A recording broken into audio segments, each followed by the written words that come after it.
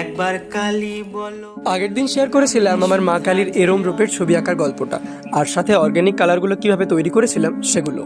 আজ তবে বলি রং করার গল্পটা। গরম জলে অপরাজিতা ফুলগুলোকে থেতলানোর পর একটা নীল রঙের রস বেরিয়ে আসছিল, কিন্তু আমারই ভুলের জন্য জলটা একটু বেশি পরিমাণ হওয়ায় কালারটা ফেড হয়ে যাচ্ছিল। দেন আরও কিছু অপরাজিতা ফুল অ্যাড করতেই কালারটা ডিপ হয়ে ওঠে। অর্গানিক কালার দিয়ে কালার করার সময় এটা সবসময় মাথায় রাখবে, ফেব্রিক কালার বা ওয়াটার কালারের মতো এটা একবার কালার করে দিলেই হবে না।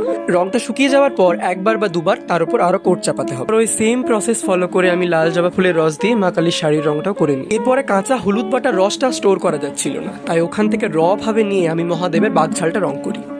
মহাদেবের মুখ আর বডি কালারটা করার জন্য ওই কাঁচা হলুদ বাটার যে রসটা ছিল তার সাথে আমি গ্রিন কালারের ফেব্রিকটা মিশিয়ে নিই। এই ফেডেড ব্ল্যাক কালারটা আমি তৈরি করেছিলাম ব্ল্যাক ফেব্রিকের সাথে অনেকটা পরিমাণ জল মিশিয়ে। এরপর সিঁদুর দিয়ে রং করতেই সে রংটা আর ধরছিল না, তাই ওটার সাথে সামান্য পরিমাণ জল মিশিয়ে রং করতেই কালারটা আস্তে আস্তে ধরে নেয়। এরপর ওই গোলা সিঁদুরের রংটা দিয়ে আমি মা কালীর জিভ, সিঁদুর, পায়ের আলতা এগুলো রং করে নিই। এরপর কমপ্লিট ছবিটা দেখে তোমরা জানিও তোমাদের কেমন লাগলো। আবার একবার কালী বলো, একবার কালী বলো। পাপ বিনাশিনী তুমি, দেবী কাত্যায়নী।